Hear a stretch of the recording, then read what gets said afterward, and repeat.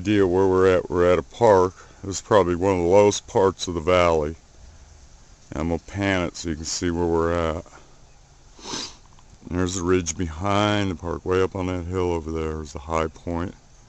Small ridge there. And this goes back. It's going downhill that way.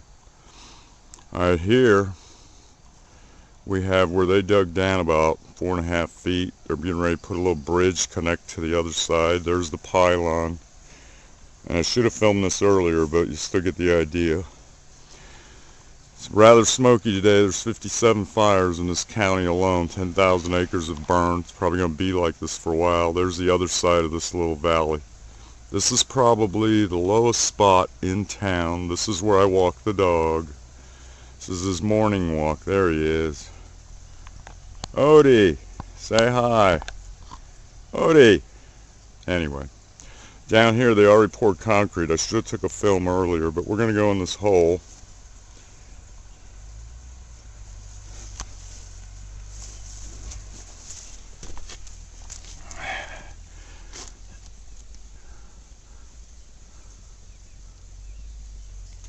I'm not sure if you can see this. I'm going to go to the other side here. Stay here.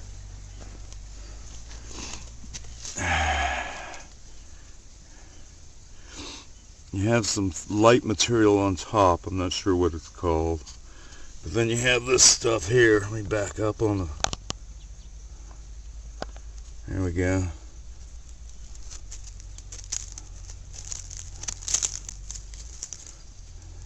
Pretty much sand. Kind of compact, kind of loose.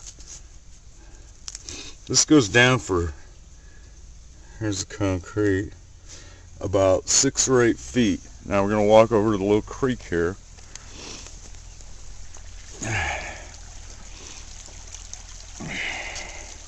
There's the glacial movement down below, all the smooth, rounded rocks. You can see it, there's a kind of like a 2-foot layer here. There's a bank on the other side.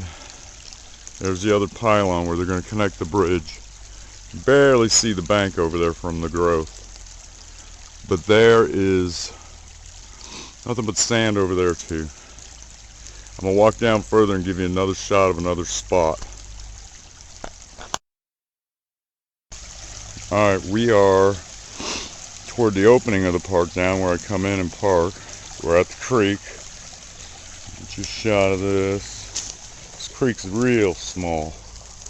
There's no way that this little creek could have moved in this kind of sand. Nobody wants a drink. Alright, we're looking up at the only place here now that's not covered in vegetation. And what you see there is about 6 feet maybe, sand on top of the pre-diluvian layer below. See, some of the rocks are mixed in with that. Probably right here you can see it. Hold still, Odie. So some of it was jumbled in there, I'm sure. There's a lot of variance and floods.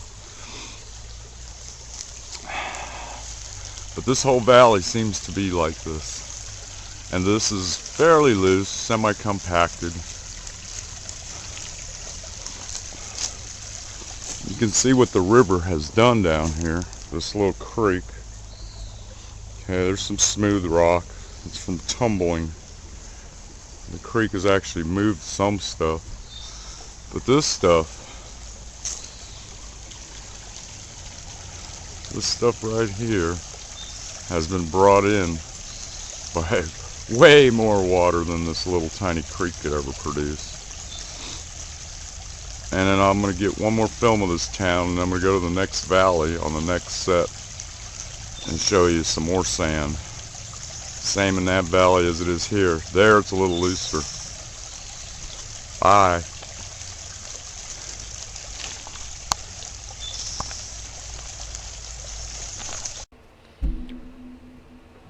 Alright, so I'm going to put up 2 more short videos at the end of this one where me and Otis, we go to another part of the Weaver Creek, more westerly and south of where that last video took place. And we're going to look in an area where there's a lot of ancient, old, shouldn't say ancient, but Chinese worked the hell out of the ground. They worked a lot of ground that wasn't anywhere near the water. And you'll see some tailings there, and I'll post a couple of photos because I should have recorded better images of the tailing piles and the work they did. And they had a habit of being very orderly mostly. They'd make rows of tailings, and they were dousing for it. So they chose the best lines and moved their tailings over where there was less gold, which means there's probably some really good gold still under the tailings, but at the time it wasn't worth moving. So as I'm speaking, I'll put up one photo I found and online, and in the two videos you'll see a couple of them off in the distance, more like piles. Like I said, I should have took better images of the tailings. So here comes the next two videos put together.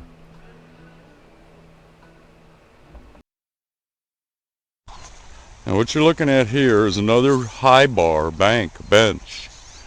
Okay, this was deposited and worn down, but not as much as what's uphill that way where I just came from.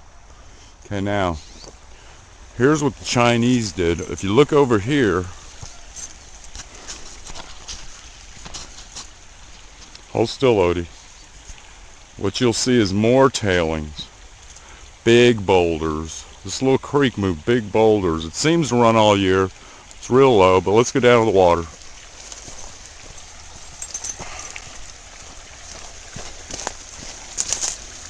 Go on.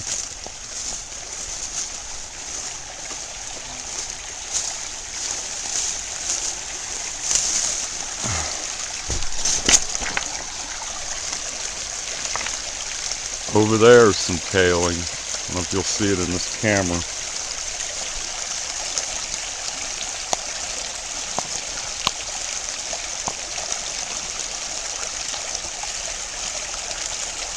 That high bar with the yellow grass, top of that you'll see some exposed rock. That's Chinese work. But look at this creek. Okay? Where would you put in without knowing? You could dig anywhere around here.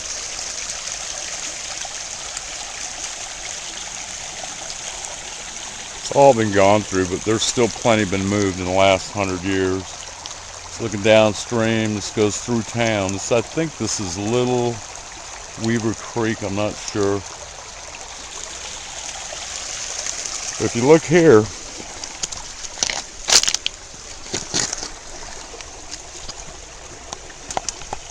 Odie, hold still. Here's some false bottom. It's clay, some pea gravel mixed in it. This is a good spot to dig. Here's some overburden, and it looks like it's hiding a crack, and somebody's probably dug here and it goes into the wall of this bank. So there might have been gold here. Maybe yes, maybe no. But do you dig? Do you move this stuff without knowing? Looks good. Plenty of rust here, a lot of iron. There's some harder clay right there. So it's a false bottom. Look over this bush. Here's some more of that clay.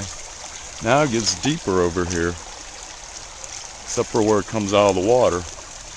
Usually on top of this, you ain't gonna find no gold. It's in the back where it drops off, like down in there. And you'll see some more false bottom. Hold still, Odie. It's hard to do with the dog strapped to me. Hold still, Odie.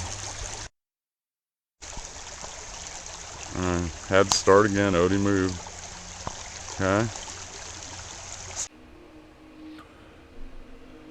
Alright, so this last photo is showing you a big sand wall in Hayfork Creek in Hayfork, which is about 27 miles south of Weaverville. So the sand wave and the park and all that was in Weaverville. This is one of the better photos I have to prove the size of the banks where the creek cut through, and it shows the amount of sand that was deposited here.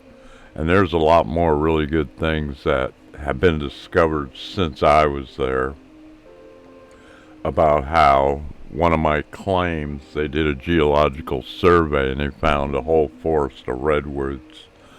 Redwood trees buried underneath what apparently was a big flow during the global flood event and deep underground. So this was a lot of mass movement of earth and rock. And it was my mining claim that I had claimed up there for a while. And it was called Dobbins Creek and Dobbins Gulch. The gulch is where I had 3 20-acre claims. I don't have many more, but they're still there. And that was a pretty interesting fact. So, everything that I'm telling you about the Chinese, I actually am using one of the techniques they used, which is in the book about how to douse for gold, which is part of my storyline, and this also proves that I was actually there when I learned all this. And I'm hoping you enjoy it.